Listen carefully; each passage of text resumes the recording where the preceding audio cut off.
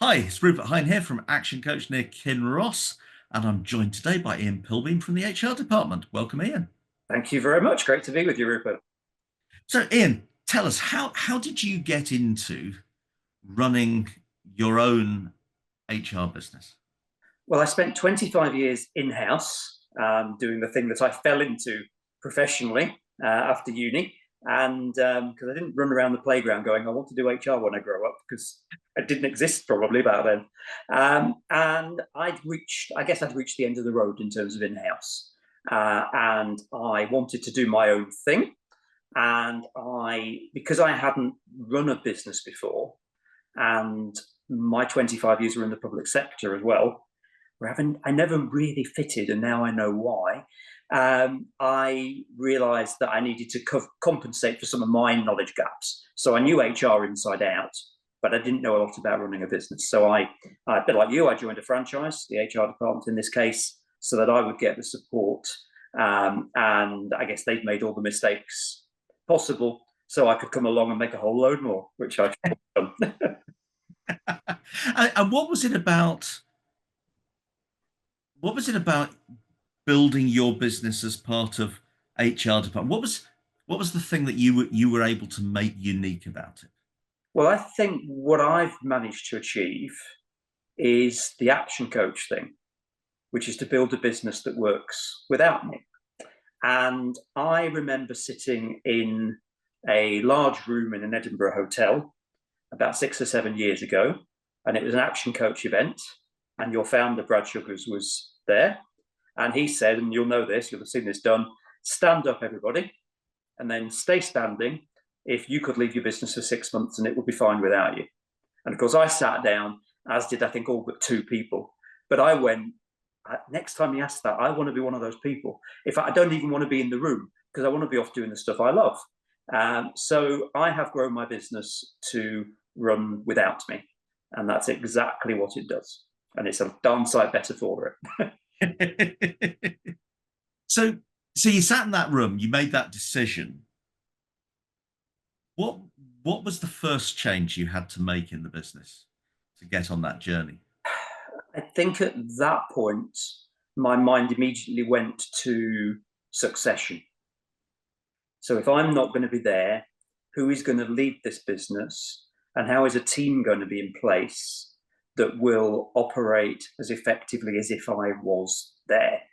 And I think I started this process early before that event, but didn't necessarily realize it at the time. But I describe it as a pyramid. And when you start your business on your own, it's just you in the middle doing absolutely everything. There are no walls, there is no floor. It's just you. And then hopefully, with a bit of luck, as you go on, you get big enough to need to get some help, and you start to build a team. So the first wall of the pyramid is talent. Of course, in those early days, it's quite hard to attract good talent because they've got to take a risk on you, because you're not some corporate entity.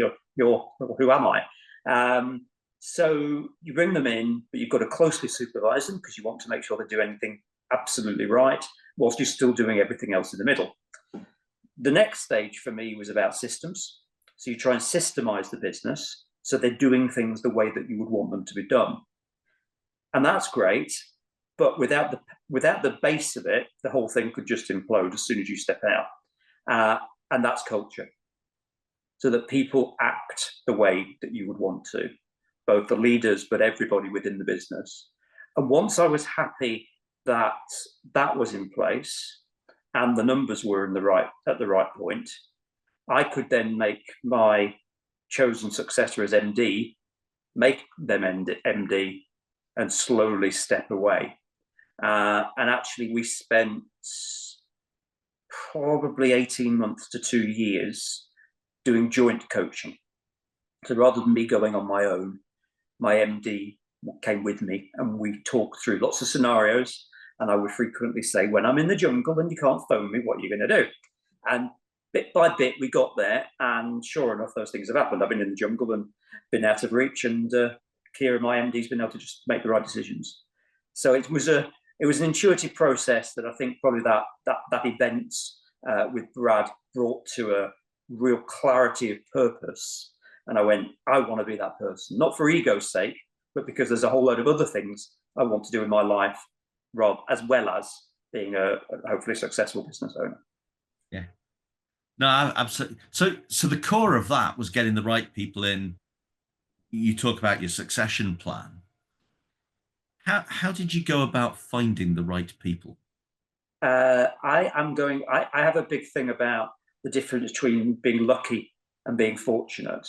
Because people often say to me, "You're so lucky, you do all this travel and you've got this great team," and I always say that's not luck, right?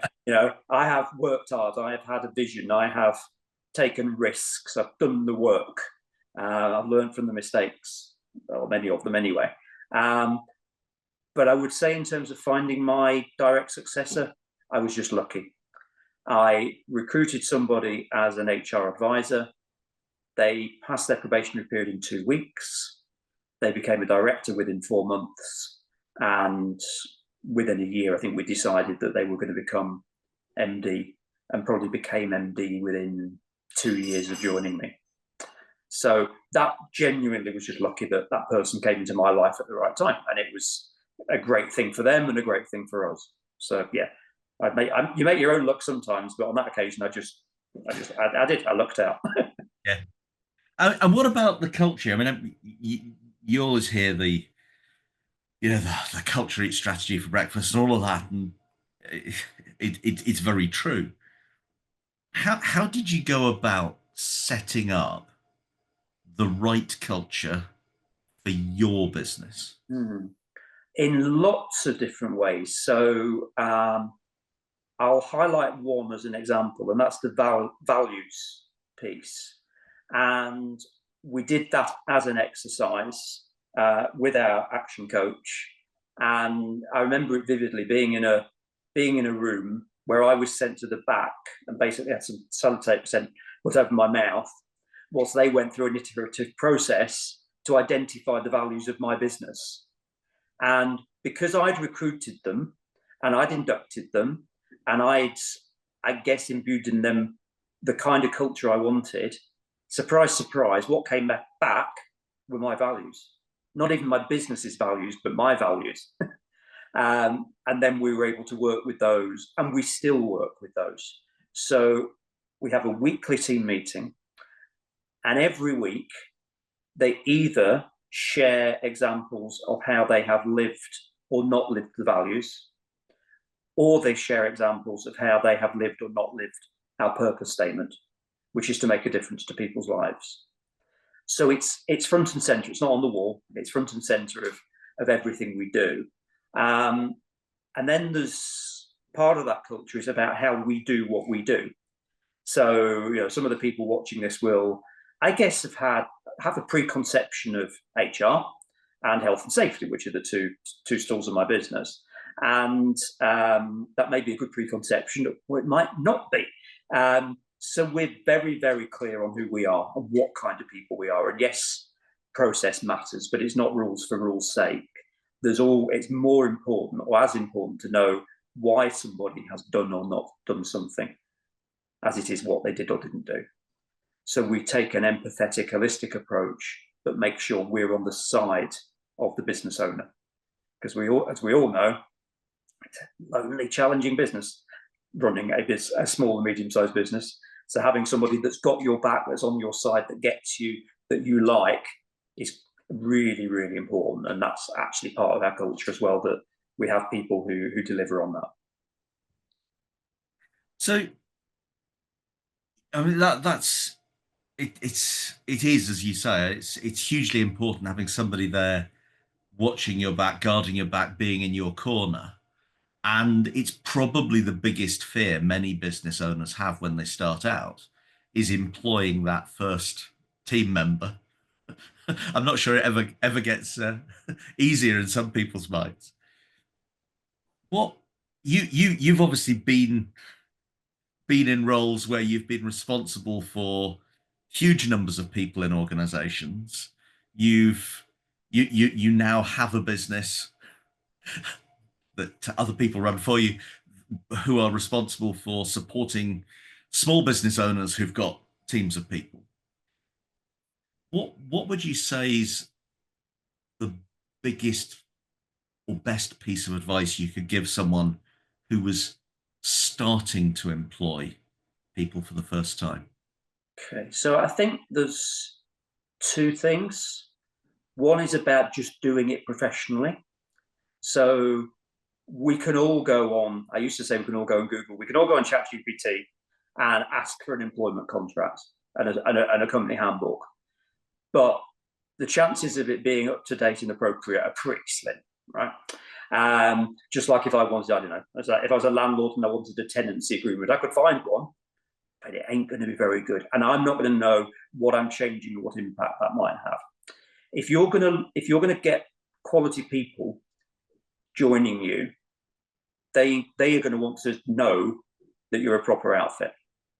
So having professional contracts, policies, handbooks in place from the start really, really helps with that, as well as giving you the peace of mind that you're doing the right thing. Because the amount of times we've reviewed policies and handbooks for really small businesses that they borrowed from somebody, a bank or whatever, and they're just completely unfit for purpose, and they've signed up to a whole load of rights and entitlements that they didn't intend to.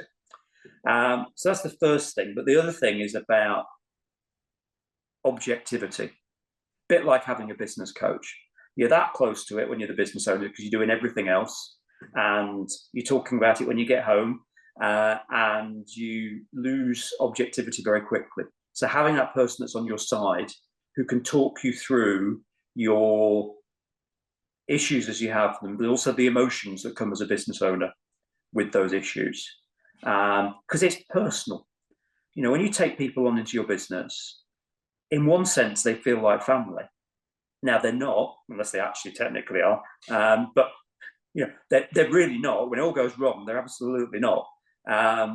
But they feel like that to you because you're entrusting your livelihood in them going out and doing the work that you need them to do in the way that you would want them to do. So having somebody who really understands that, understands the technical stuff of HR or health and safety, but can also be your wing person, as you might describe it, then that, I think that's invaluable. And that's certainly what people say to us. Yeah. No, absolutely. I mean, I can think back to when I first started managing people, and a bit like you, I started off in the public sector. And probably unlike most people I was in the civil service. Most people in the civil service, I was blessed by getting a very good HR business partner who had got both public and private experience. And having that person there who was willing to challenge me, keep me right, and do the best for the people around us. Yeah, absolutely. I think the key difference you talked about, you know, why did I decide to start my own HR business rather than keep doing it in house? And I guess one of the push factors was I'd had enough of being the man that said no because of risk or precedent or corporate policy. You know, so I might know that you in the education department want to do this thing, and it's absolutely the right thing for your school. But because we might have a similar issue that's completely different with the refuse collection team, you can't do it. Absolute nonsense, but I got it, and that was my job. I and the people that work in my team are the people that now say how. Okay, so that's where you want to get to. How can we get you there? Here are the range of options. Let's work out what's best for you. Now, once in a while, it will be actually that's a no because you're the wrong side of the line for the law. And you know we're here to help you operate within the legal framework, not outside it. That would be unethical. But within that framework, there's often all sorts of different ways that you can get to the outcome that the business owner's wanting to get to. You know, I was doing some advice recently, and immediately there were 6 different options on the table. One of which was do nothing, because that sometimes works, and then a range of different legal routes to get to the outcome. And then we just talk it through with the business owner, who of course knows their business, but they also know the person really well and how they might react to different scenarios. And then we work out what's the best thing to do and help them do it. Yeah, absolutely. So So what's next for your business? We are in a good place that we help a really broad range of organizations. About 1 in 4 of our clients are in the third sector, which I personally love. That's part of the mix. We help really small SMEs taking on that first employee, teams of 2, 3, 4 people. We support much larger SMEs who maybe have an in-house person but need some top-up support, some specialist support, some additional resource. We do maternity leave covers. People, the market's tight, so small businesses can't recruit cover for HR and health and safety.